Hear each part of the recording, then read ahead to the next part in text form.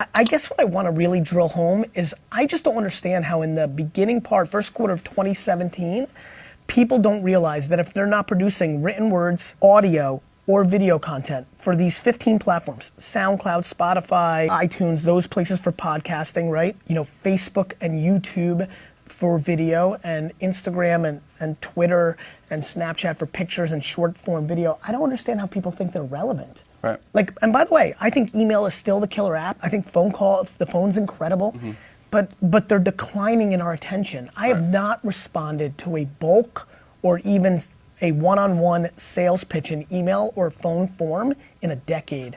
A stunning amount of people behind that camera right now are not gonna be successful in sales because they're not willing to work hard enough.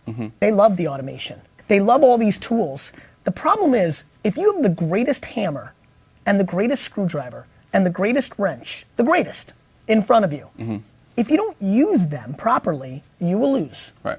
If there's a nail that I have to put in that ground, but I take the wrench and I hit it when the hammer was right there, it still comes down to the practitioner. And you have to be good at your craft, and you have to love if you don't love sales, if you don't love it, you have no chance. Because it's so hard, it's so painful, there's so much rejection. Right. So those are the things I think about. So for any sales professionals watching, where would you advise that they start in terms of creating their own content or sharing their content, adding their own context as well? Before I go directly into the tactics of should you make a video, should you do a written blog post, or should you do a podcast, you have to reverse engineer who you're trying to get to. Right. So I think the number one rule of salespeople is to listen. Know your audience. Know what they did. If you see an M&A just happen, if you see layoffs just happening, if you see if I see Burger King doing something, I'm thinking, what does McDonald's think of this?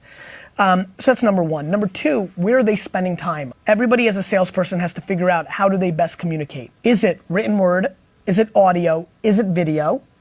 Is it in person? And how do you use the digital world in audio, written, or video form to create the gateway drug to in-person? I look at sales very differently than the far majority. I think way too many salespeople are impatient. I think way too many salespeople are transactional.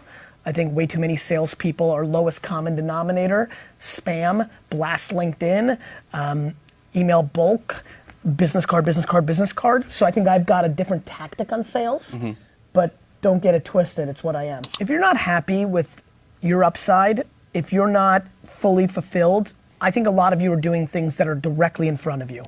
Numbers that they put in front of you, you're trying to achieve that because you have a beach house you want to buy or go on that vacation. Sales is a funny game if you work in a big company. They manipulate numbers to create your actions. I believe that the best salespeople are doing things in a different way.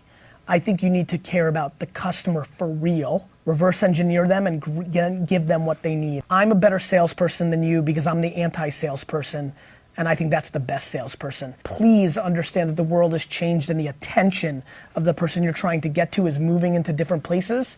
And this big one, stop complaining. A great salesperson shuts their mouth and she goes to work every day and tries to bring value to the end user and is patient and over time wins the marathon of sales. Put yourself in that position.